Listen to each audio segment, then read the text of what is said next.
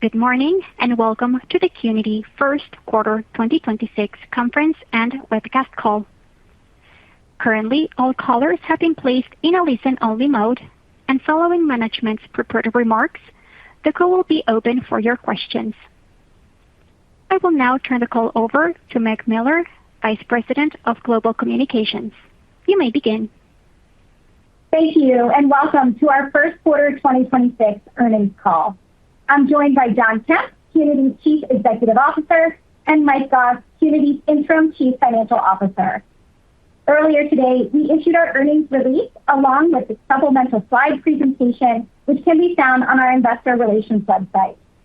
Before we begin, I'd like to remind you that today's discussion will include some forward-looking statements.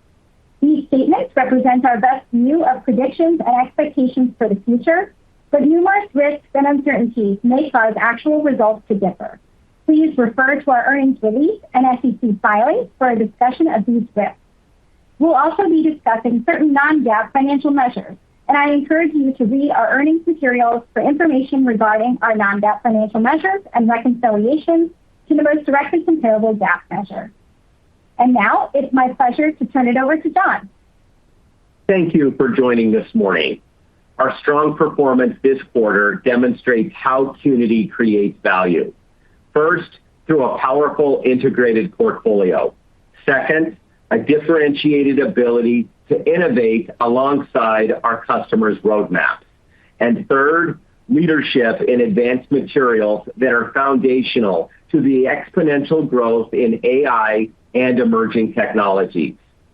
For decades, Moore's Law has been the driving force behind technological advancement in the semiconductor industry. Innovation meant shrink, smaller transistors, and higher density to improve performance and power. Now those gains are increasingly constrained by physical limits. Shrink built the last era.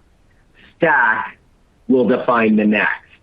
That means even while shrink remains important, we're moving from 2D designs to 3D architectures, stacking chips to unlock the next frontier of computing.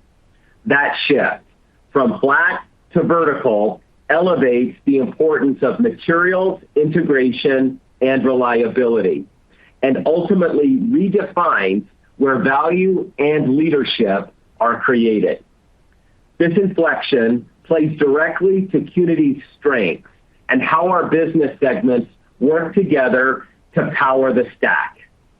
In semiconductor technologies, customers rely on our materials to smooth, shape, and precisely engineer surfaces at the wafer and device level. This is the foundation of performance, yield, and reliability. As AI investments accelerate, stacking creates increasingly complex advanced packages and systems with a multiplier in both process steps and material intensity for every additional layer. And the challenge shifts from individual steps at the chip level to managing integration at scale. That's where our Interconnect Solutions business segment builds on Semi's work, addressing system-level constraints like power efficiency, heat management, signal integrity, and long-term reliability, all while capturing more content as stacks grow taller. Together, Qnity brings these strengths into one differentiated platform, helping customers build, scale, and operate next-generation computing platforms. With these unique capabilities, supported by our local-for-local model that keeps us closely connected to customers around the world, Qnity is well-positioned as the partner of choice for many of the industry's leading fabricators and OEMs pioneering next-generation technologies. This advantaged position reinforces our confidence in delivering sustainable, long-term value for our shareholders. That long-term confidence is reflected in our near-term execution. Let's turn to our first quarter results, where we delivered our 8th consecutive quarter of strong, profitable organic growth. Organic sales increased by 17% versus 2025, with double-digit growth across both segments. Adjusted operating EBITDA increased by 22%, and adjusted earnings per share grew by 33%. These results clearly reflect the ongoing momentum from AI-exposed end markets and next-generation technologies, along with our ability to drive strong operating leverage. In Semi, we grew organic sales 12% year-over-year, driven mostly by advanced nodes, led by advanced logic and high-bandwidth memory. We also benefited from ongoing improvements in mature nodes and NAND. Across the board, fab utilization rates continue to improve in line with our expectations. As wafer mix continues to shift toward the leading edge with more advanced nodes, we're well-positioned for continued growth, driven primarily by increasing content per wafer. Higher node complexity brings more CMP process steps, incremental demand for our most advanced cleans, and requires increasingly intricate lithography patterning. Volumes at 3 nm continue to scale, and we're starting to see meaningful activity at 2 nm. Beyond this, we're increasingly excited about angstrom-era nodes like 16, 14, and 10, which is the primary focus of our R&D engagement with customers and keeps us tightly aligned to their roadmaps. In ICS, we had an exceptional quarter with organic sales growing 22% year-over-year, driven by content and share gains in advanced packaging and interconnects and thermal management. Advanced packaging is expected to be a core growth driver for years to come as the move from shrink to stack accelerates. As I mentioned earlier, more sophisticated architectures means larger package sizes, higher layer counts, and more Qnity content in every device. In advanced interconnects, we're winning new business with AI PCB fabs for the leading hyperscalers and premium smartphone OEMs, where signal integrity and reliability requirements continue to rise. As data center demand accelerates, managing heat is a critical objective. Our industry-leading thermal management portfolio is designed to remove heat across the entire system, supporting increasing content and higher device performance. Our growth momentum is a testament to the depth of our customer relationships and the strength of our innovation engine. We're in a strong process of record, or POR, position across both segments due to the investments we're making in R&D and innovation, giving us visibility into our growth potential over the next few years. Built on decades of partnership, we've earned our customers' trust, and with it comes a clear mandate to innovate and to move fast, because in this industry, that's what it takes to win. During the quarter, we underscored that trust through several key announcements, including a new collaboration with NVIDIA focused on advancing materials research and development for next-gen AI, high-performance computing, and advanced packaging. By combining our materials expertise with NVIDIA's modeling and simulation capabilities, we're working to accelerate development and improve manufacturing capabilities. That same commitment to collaboration and execution is reflected in our inclusion in Apple's American Manufacturing Program, recognizing our role as a long-term trusted partner. To support customer roadmaps and supply ramps for the most advanced chips, we continue to execute our capital allocation strategy to further bolster manufacturing capacity and strengthen our local-for-local operating model. In the U.S., we expanded our footprint with the March opening of a 385,000 sq ft facility in Delaware. And in Taiwan, we announced a new state-of-the-art site with advanced production, clean rooms, warehousing, and R&D labs, scheduled to be fully operational in early 2027. These investments significantly expand our manufacturing capacity for critical CMP materials, strengthen our operational agility, ensure global and regional capacity, and advance collaborative innovation with customers. Before I hand things over to Mike, I want to touch on end market demand and the broader macro environment. Customers remain highly focused on supply chain resilience at a time when wafer capacity remains tight. As customers allocate capacity to the highest value applications, our portfolio mix is increasingly moving beyond consumer electronics to attractive high-value applications like data centers, autonomous driving, and aerospace and defense. And while there's been a considerable attention on the impact of memory pricing on demand for devices like smartphones and PCs, our results this quarter demonstrate we aren't seeing a material impact for two important reasons. First, our exposure is primarily to premium devices, which tend to be more resilient. And second, AI-led infrastructure growth is more than offsetting any softness in consumer electronics. Whether chips are going to data centers, satellites, or smartphones, we're well positioned to pick up that demand given the depth and breadth of our portfolio. With that, I'll turn it over to our interim CFO, Mike Goss, to discuss our financial results and provide an update on our full year guidance. Thanks, John, and good morning, everyone. We had an excellent start to the year with first quarter net sales of $1.3 billion, up 18% year over year and 11% sequentially.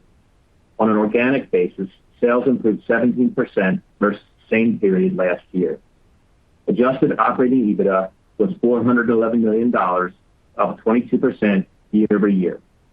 Adjusted operating EBITDA margin expanded more than 125 basis points versus the same period last year to 31.3%.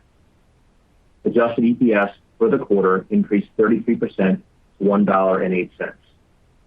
This was a record quarter for Qnity, driven by continued momentum in our AI-linked businesses and strong execution by our team. We're very pleased with the performance, which reflects a combination of strong volumes, operating leverage, and favorable mix. Let me provide a bit more detail on how each business segment performed during the quarter. Semiconductor Technologies performed in line with our expectations, with net sales of $722 million, with year-over-year organic sales growth of 12%, led by demand for advanced logic and HBM chips. We saw broad-based strength across several product lines, with particularly strong gains in CMP consumables.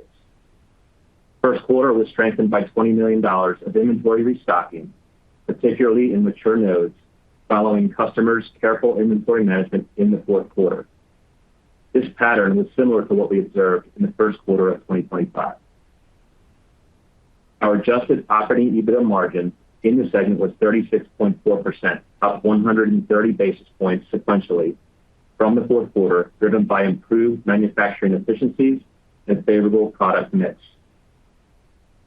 In Interconnect Solutions, impressive execution delivered net sales of $593 million, with organic growth of 22%, led again by advanced packaging and interconnects and thermal management.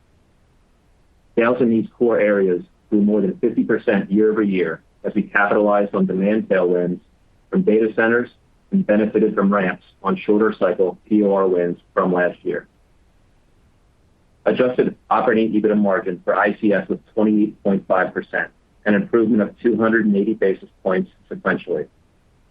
This was driven by strong operating leverage on higher volumes and favorable mix. In line with our expectations for the quarter, we generated adjusted free cash flow of $28 million. This reflects strong operating cash flow, partially offset by annual variable compensation. Capital expenditures were reflective of our capacity expansion efforts, which included about 1/3 of our $61.5 million investment in the new Taiwan facility. Our overall balance sheet remains strong, and we're committed to maintaining a returns-focused capital allocation framework. As a reminder, our first priority is to reinvest organically in the business to sustain above-market growth. We continue to anticipate elevated CapEx investment for the full year at approximately 9% of sales. driven by investments to strengthen our local-for-local footprint in key geographies and support our transformation initiatives. Over the longer term, we expect CapEx to be in the 6% of net sales range. We also remain committed to returning capital to our shareholders through our quarterly dividend, and during the quarter, we repurchased $25 million worth of shares to offset normal equity dilution. We're well positioned from a liquidity perspective with approximately $850 million in cash and short-term investments at the end of the first quarter. Total debt outstanding is $4 billion with a net debt leverage of 2.2 times. We maintain balance sheet flexibility to focus on the areas that add value in the long term. Our transformation plan announced last quarter is underway and tracking the plan. We have work streams dedicated to 3 focus areas: driving productivity and quality improvements, strengthening commercial and innovation excellence, and advancing our local-for-local operating model.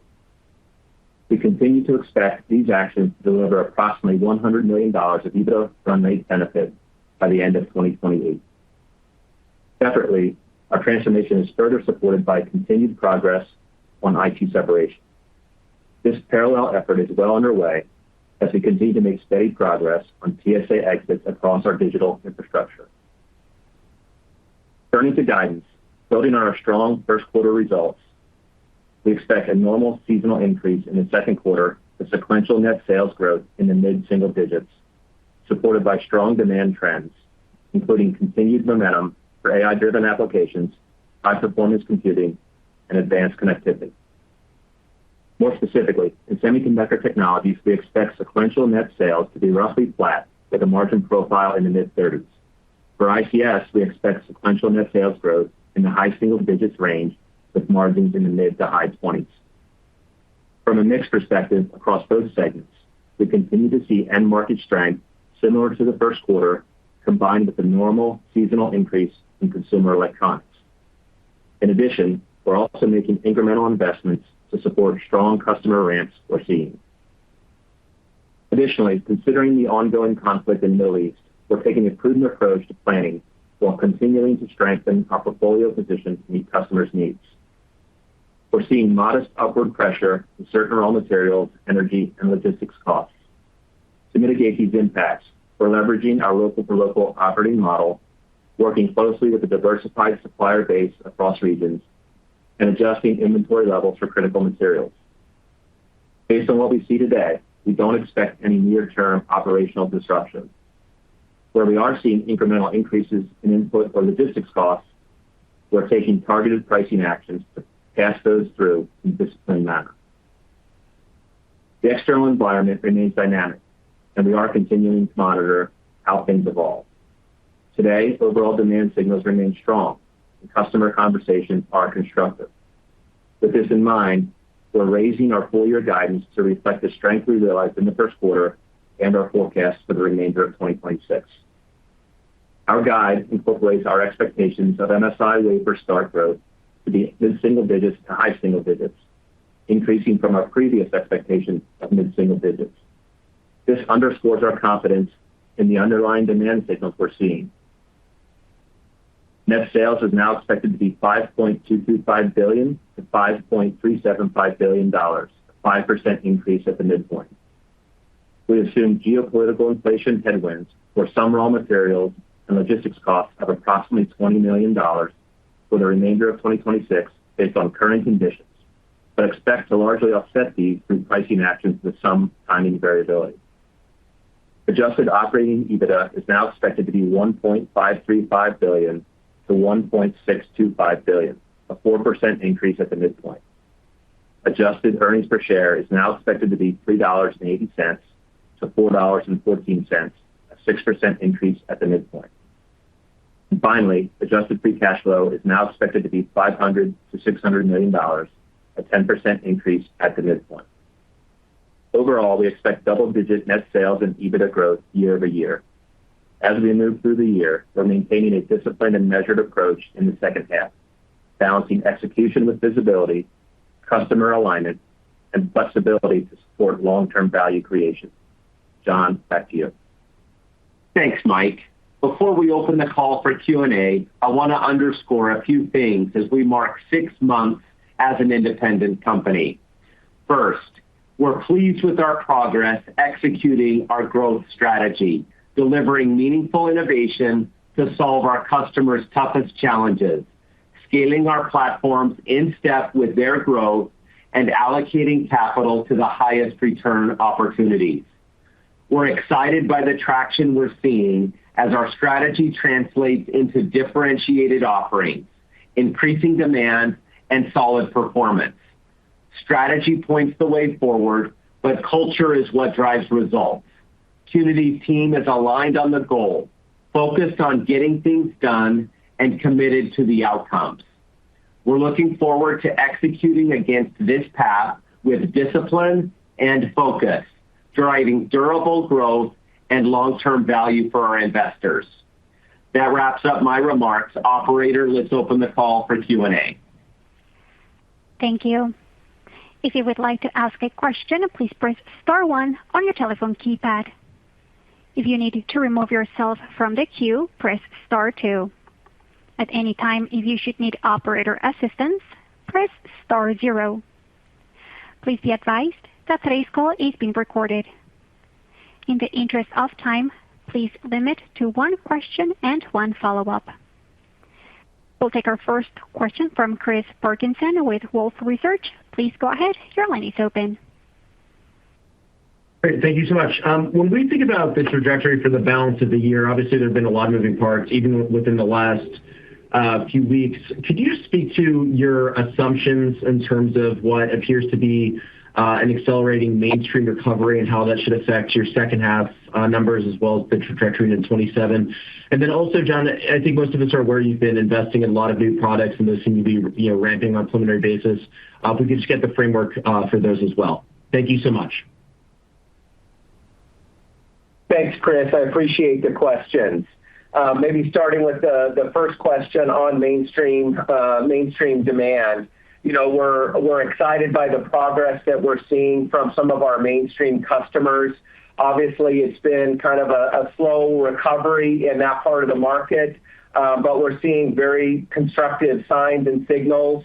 I think the commentary in the most recent earnings seasons has been positive, and we see utilization rates continue to increase on the mainstream logic side, really kind of from the mid-70s last year into the high 70s, maybe even into a little bit into the low 80s, kind of in the first quarter, and we expect to see continued sequential improvement as we move through the remainder of the year.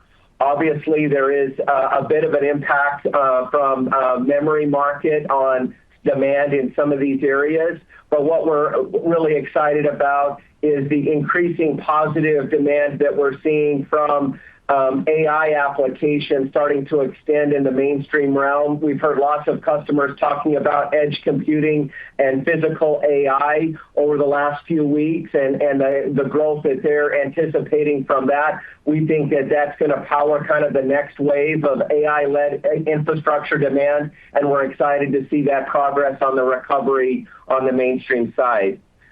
Maybe moving to your second question around new product introductions. We're really excited by the continued progress that our innovation and R&D and commercial teams are having on securing new process of record or POR wins. 2025 was a record year for us, and we saw POR wins in every line of business. That momentum has continued into the early part of this year, where we continue to see wins across the most advanced technologies in both segments. To give you a couple that I'm really excited about, we launched some new CMP materials across both pads and advanced cleans, targeting the most advanced semi nodes, 2 nanometer, and even starting to get into some of the angstrom era nodes of 16, 14, and forward. We've seen some nice wins in our lithography space in both ARF as well as some EUV sublayers to help facilitate the continued growth of the most advanced lithography. And then on the interconnect side, we continue to see new wins in AI PCB boards with fine lines and interconnect copper solder and interconnect products, as well as continue to see progress advancing our thermal management portfolio across thermal pads, liquid gap fillers, and phase change materials. So a lot more to come on innovation, but it's really powering the strong momentum that we're seeing in both segments.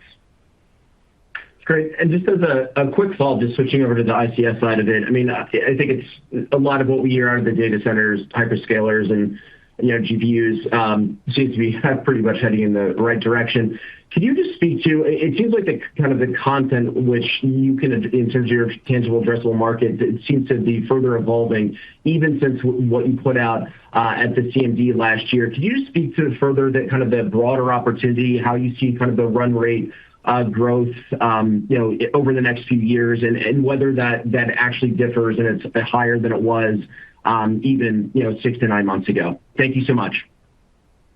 Yeah, thanks. Obviously the ICS business continues to outperform significantly, and really driven by the strong alignment that it has to AI-led demand. And that's really fueled by the access or the exposure that we have to kind of the three highest growth areas in the interconnect segment: advanced packaging, thermal management, and AI PCBs.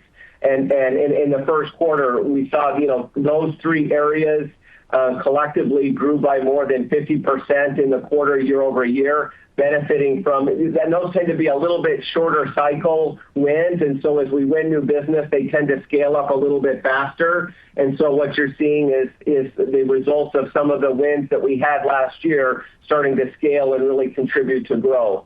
We expect advanced packaging and thermal in this part of the market to remain the fastest growing parts of our portfolio. We're investing in line with our customers to meet their capacity as they put more capacity in the ground, especially for things like advanced packaging, and they continue to build out more advanced printed circuit board architectures to be able to meet the rising demand. And we're investing in line with that to be able to meet that demand. I don't think we're at the point where I want to update guidance on the ICS segment, but we're excited by the continued momentum that we're seeing, and we think it'll be a strong contributor to our growth going forward. Much appreciated. Thank you. We will move next with Melissa Weathers with Deutsche Bank. Please go ahead. Hi, thank you so much, and congrats on the really nice start to the year. And I really like this narrative of shrink versus stack. I think that's an interesting way to frame it. I guess to that point, and kind of following up on the last question, the AI PCB design wins that you talked about, it seems like those PCBs need to be upgraded significantly as we look at like the architectures of some of these new processors coming out. So is there any other color you can give on like what the direction of travel is in that market? What kind of visibility do you have? How deep are your customer engagements on that PCB side? And then I noticed it kind of seems like maybe it's the third fastest grower behind advanced packaging and thermals. Is that the right way to think about it? Or I guess any other color on the AI PCBs I think would be helpful.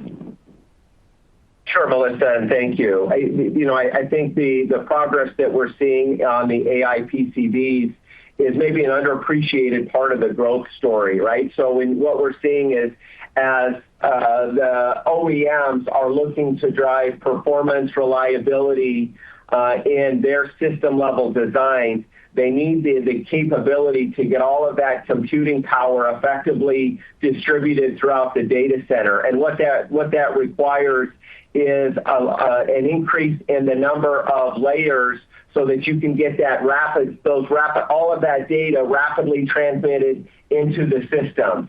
And so the increase in the layer count, as well as it's very similar to what we've seen on the semiconductor side in terms of increasing density. They're trying to do the same things on the circuit board, and the way to increase density on the circuit board is a combination of both shrink and stack. So you're putting smaller lines and called finer lines and spaces on the circuit board while you're also adding more layers to the architecture.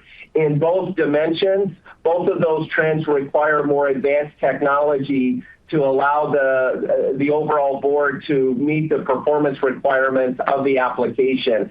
And in both situations, both finer lines as well as in higher layer counts, that plays into the strengths of the Qnity portfolio and really where our metallization business has been positioning itself for several years. We put a concerted effort on this part of the market going all the way back to the downturn in 2023, where we shifted our R&D portfolio significantly to focus on this part of the market, and it's paying dividends today, and we're continuing to be excited by the roadmaps that we have with our leading PCB customers as we help them to scale kind of the next generation formats for printed circuit boards as well as the next generation formats for advanced packaging. Perfect. Thanks for that. And then as we look at your growth over this year and maybe next year, you talked about some of your capacity plans in your prepared remarks, but at a high level, how do we think about your ability to supply at this point? Are there any areas where you may be constrained or accelerating capacity build-outs? And I guess, is there any kind of revenue framework that we should be thinking about for how much you can supply and where your limits are? Yeah, thanks, Melissa. So when we think about our supply and demand planning, we do that in lockstep with our conversations with customers on what their demand ramps are expected to be over the next few years. And typically we can invest inside of the investments of our customers, so that gives us good, and usually after we've already have POR wins. So these tend to be very high return projects that we have confidence because we've already won a lot of the business that will then be used in these facilities. Our local for local operating model has been a strategic advantage for us, where we continue to invest to build out capacity and capabilities in all of the key geographies that are important to our customers. If you look at the last few years, we've added capacity in every single one of our semiconductor product lines to make sure that we had capacity not only to meet demand as it returned to the record 2022 levels, but even beyond. And that's kind of underscored by the announcements that we made in the first quarter with the new capacity in the U.S. and Taiwan. Both of those are bringing kind of state-of-the-art production capabilities, especially for the fastest growing part of our semi segment, which is CMP consumables. It gives us access to clean room space, to production capacity, to R&D labs. And we're excited. What I would say about the scale up is in Delaware, where we've got our first line already operational and in customer qualifications. Obviously in Taiwan, we'll complete the equipment installation and the fit out this year and expect that site to be fully operational in early 2027. On the interconnect side of the house, we typically, the capacity investments there are typically relatively small and quick to scale up. So we can do those in fairly modular incremental investments that are kind of well inside the capital allocation framework that Mike talked about in the prepared remarks. Thank you. Thank you. We will move next with Bhavesh Lodaya with BMO Capital Markets. Please go ahead. Hi, good morning, John. Question on your agreement signed with NVIDIA and Apple recently. If you could talk a bit more around the scope and longevity of these agreements. And I'm curious how this plays in your relationship with TSMC, and does it make it easier to win qualification for the next 10 nodes? Is it part to potentially getting more market share over time? Happy to hear your thoughts on that.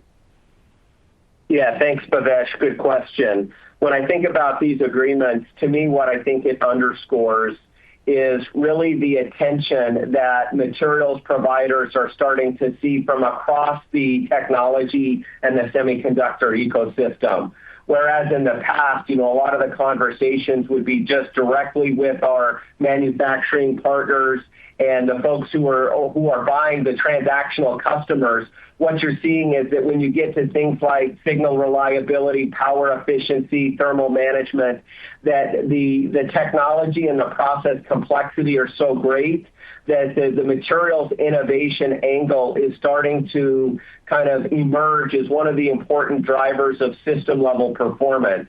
And so we're starting to see OEMs get involved in material selection and design, and they're looking for capable materials innovation partners to help them advance what they're great at, which is the application engineering. So Qnity brings that materials innovation expertise that can complement the fantastic application engineering capabilities of many of our OEM partners. And that partnership allows us to speed up the pace of innovation and to make sure that we're keeping pace with the technology roadmaps in the industry. It reinforces the partnership that we have with customers, but it's more an extension of those partnerships because we're now involving kind of the rest of the value chain in those holistic system-level design decisions, which creates great opportunities for us because our portfolio is fairly uniquely positioned to be able to solve the problems at a system-level design.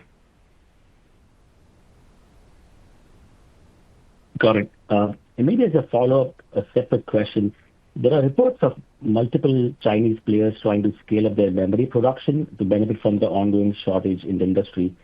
Just given your presence there, could you talk about if you are seeing that impact and are you exposed to this dynamic in the second half? Yeah, good question, Bhavesh. So on the memory market, look, I think lots of folks are trying to allocate capacity to the highest return opportunities. We're certainly seeing that on the utilization trends for both DRAM as well as NAND. Just to give you a couple of data points there. On DRAM, we kind of finished 2025 in the mid-80s and have been kind of trending up into the high 80s, and we continue to expect to be in the high 80s, maybe even reaching above 90% as we get into the second half of the year. And nice progression in NAND as well, from kind of the mid to high 70s last year, kind of in the high 70s and progressing quickly, maybe even into the low 80s as we get into the second half of the year and start to see continued recovery in that part of the market. As it relates to the memory market in China, we don't have, most of our China semiconductor exposure is really on the mature logic side because memory usually converts more quickly to the most advanced technologies. And in China, we're not selling into the most advanced technologies in China, so we don't have a lot of in-depth conversations with the memory part of the market in China.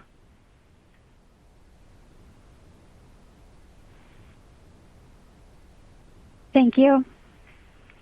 We will move next with John Roberts with Mizuho. Please go ahead. Hi, John, Mike. This is Saurabh from in interest of John. Nice sequential uplift in EBITDA margins. As we think about Q2, I know there are moving parts on raw material inflation, but how are you thinking about margins in Q2? And then I have a follow-up as well. Sure, thanks for the question. We had a little bit of feedback on your line, but I think I heard you ask about EBITDA margin heading into second quarter. So, at a headline level, we're really excited about the first quarter performance. EBITDA margins were above 31%, driven really by continued momentum, as we said in our prepared remarks, across those segments. And we see that trend continuing as we head into second quarter. Specifically around second quarter, the couple pieces that I would highlight, we do expect the volume benefits to continue with a little bit of slight headwind from product mix, especially on the ICS piece of the business as that transitions into the consumer electronics time of the year, and that's a normal seasonal shift that we see. Additionally, coming out of the spin, we did have a lot of planned hiring post-spin that took a little longer than we originally expected, but it did ramp up nicely. And we got good traction in that hiring in the back part of first quarter. And obviously that'll carry forward into second quarter. Additionally, with all the growth that we are seeing, we're continuing to make additional hiring investments to support that growth. And so, if I click up a notch overall, I do expect semi to continue to be in the mid-30s from a margin perspective. And then ICS continues to perform nicely in the kind of mid to high 20s. On an EBITDA margin basis, and all of it's continuing to support that continued growth that we're seeing. Thank you. And can you provide an update on the hiring of the head of semiconductor and permanent CFO? Sure, I'll go ahead and take that one. What I would say is we're making great progress for both of those roles. We've got a really strong pipeline of qualified candidates that we're actively engaging and evaluating. We're obviously working with as much speed and urgency as we can, and we're fortunate to have a couple of really qualified executives who are doing a terrific job helping to run the business as we work through this process. And I look forward to sharing more about those appointments as we get here into the future. Thank you. Thank you. We will move next with Edward Yang with Oppenheimer. Please go ahead. Hi, John, Mike. Congrats on a nice quarter. First question is on Interconnect Solutions. EBITDA margin there was a record by a wide margin. It sounds like that's sustainable, but just wondering where that ceiling can go. And on the flip side, why was semiconductor EBITDA margin down year over year? So maybe I'll go ahead and start and then ask Mike to chime in. On the interconnect margins, I think what we're seeing there is the continued benefit of really strong volumes and nice operating leverage, fixed cost absorption, combined with a really favorable product mix. I think as we've talked about in the past, the fastest growing parts of that segment, advanced packaging, the AI PCBs and thermal management, also happen to be the highest value parts of the business. So as that growth continues to scale and comprise a larger percentage of the overall total, you're seeing some natural mix benefits, and that's kind of flowing through. And we talked about before, ICS continuing to have the most opportunity for kind of ongoing margin increase. You're seeing it in the first quarter as we go from kind of our prior construct of in the mid-20s to start to get to the mid to high 20s, and we expect that trend to continue going forward. Mike, maybe I'll turn it over to you. Yeah, thanks, John. Yeah, on the semi margins, as we said in our prepared remarks, the semi business performed nicely and in line with our expectations in the quarter.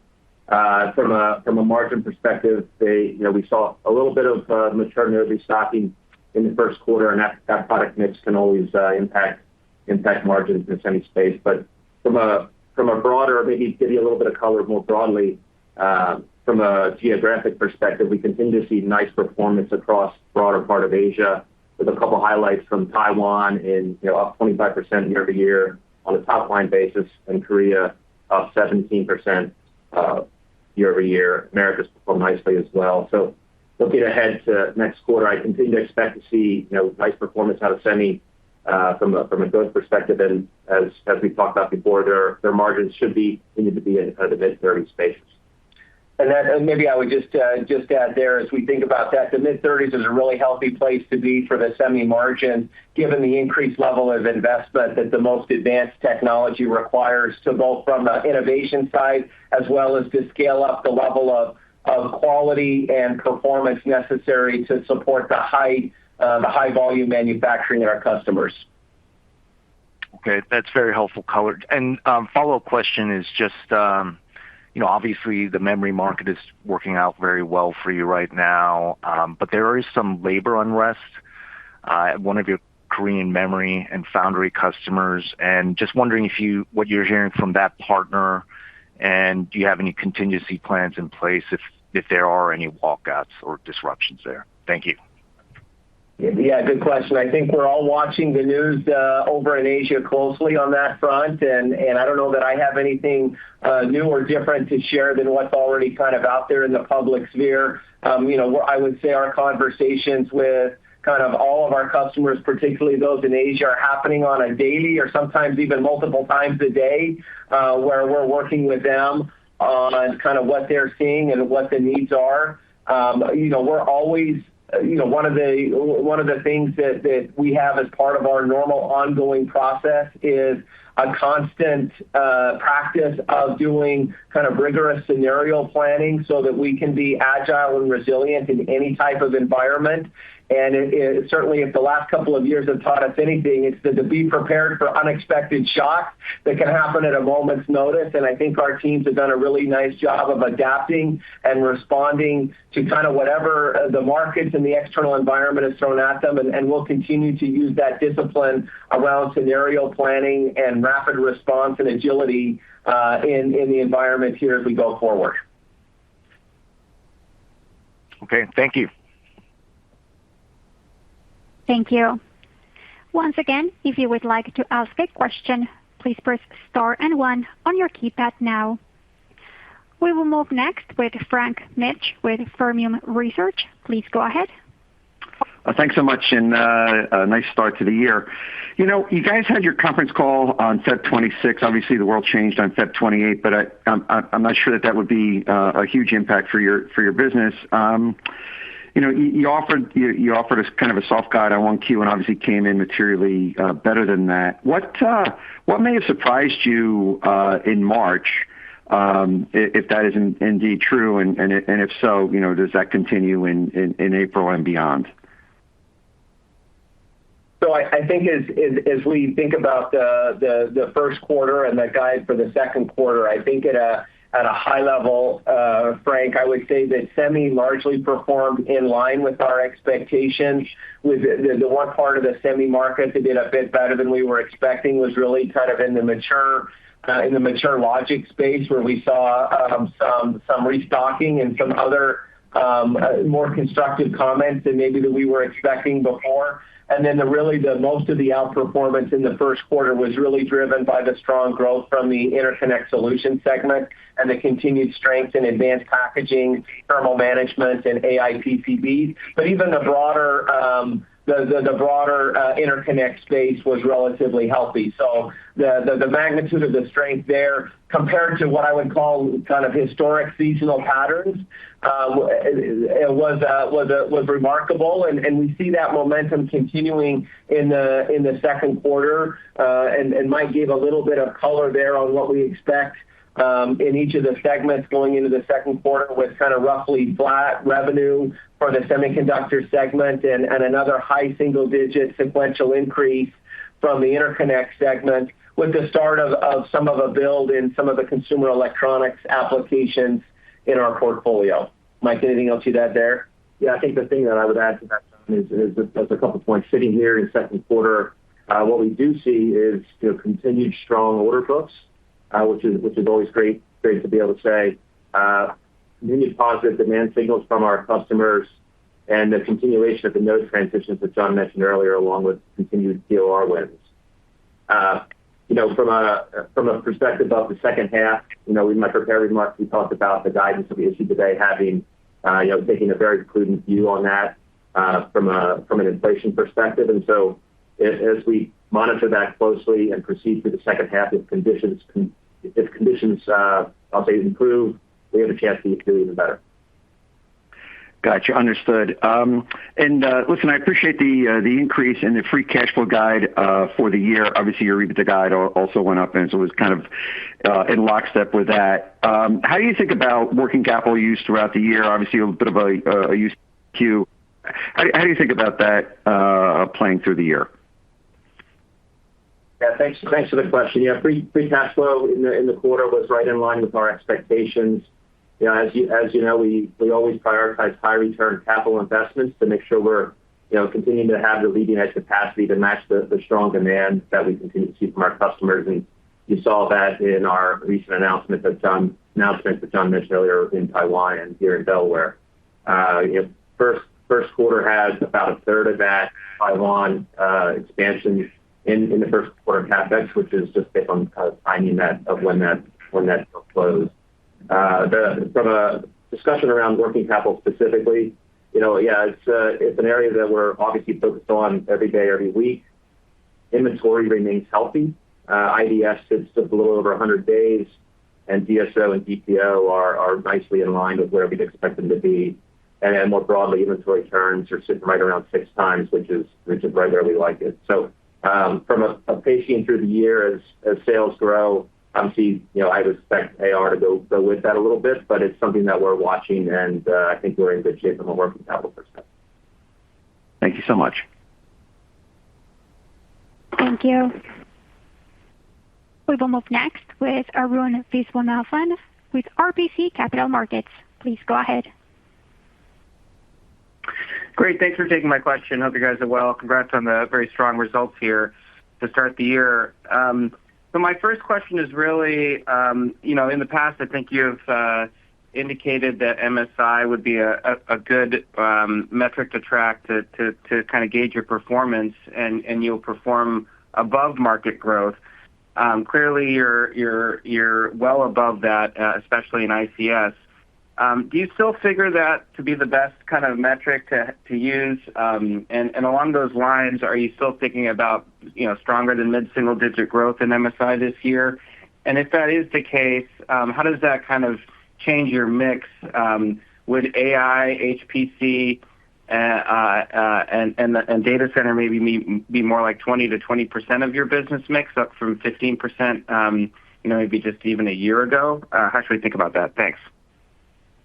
Yeah, thanks, Arun. Good question. So, look, I think that MSI continues to be a really good metric for Qnity, particularly as it relates to the semiconductor segment.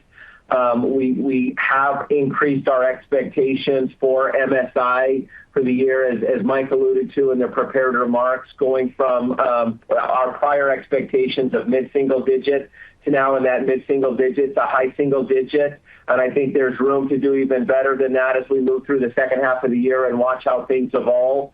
But as we mentioned, the order books remain strong and our customer conversations remain constructive.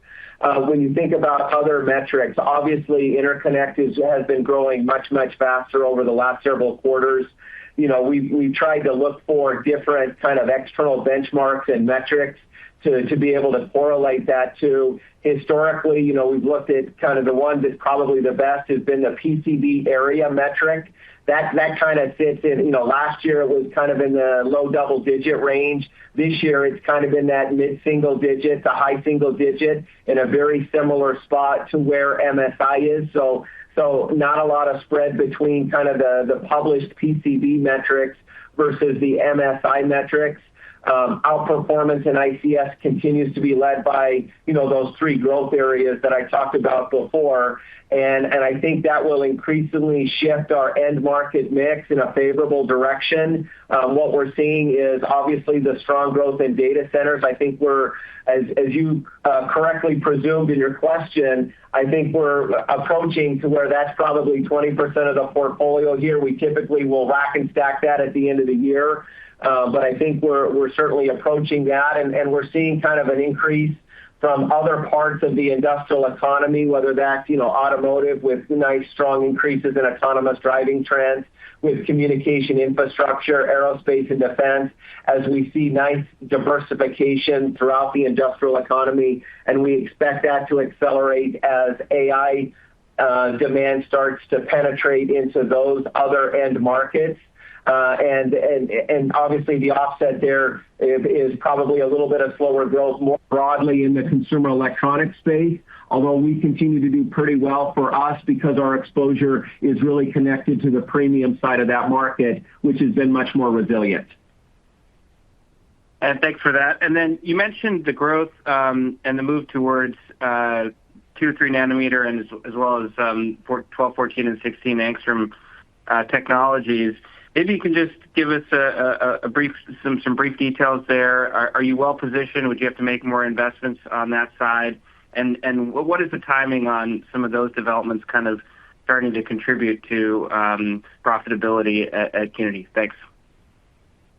Yeah, thanks, Arun. Look, we're really excited by the technology roadmaps in both of our segments. The semi roadmap, we're really excited. Obviously, we're seeing a lot of benefit from the 3 nanometer volumes that continue to scale. We're hearing great things and excited by the by the start of 2-nanometer technologies as we get to the second half of the year. Similarly, on the memory side with HBM4, a lot of very positive commentary in the first quarter and in the months that have followed around the progress that our customers are making with HBM4. And we're excited to see those continue to progress in coming years. I'll leave the exact commercialization timing to kind of the announcements of what some of our customers have said. The investments that we've made over the last couple of years, the investments that we're making this year, give us a tremendous amount of confidence that we'll have sufficient capacity to scale up those next generation technologies with our customer. In particular, I think it's a real benefit for both the polishing and patterning parts of our business. So whether it's CMP or lithography, we're well positioned from a capacity point of view. We continue to see nice wins on POR positions for those Angstrom era nodes. And as those commercialize over the next few years, we'll have sufficient capacity to meet the growth of our customers. Thanks. Thank you. And once again, that is star and 1 on your telephone keypad if you would like to join the queue. We'll pause for a moment to allow any further questions to queue.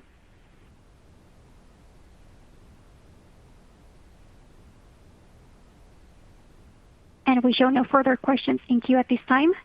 This concludes our Q&A session, the call and webcast. You may disconnect your line at this time and have a wonderful day.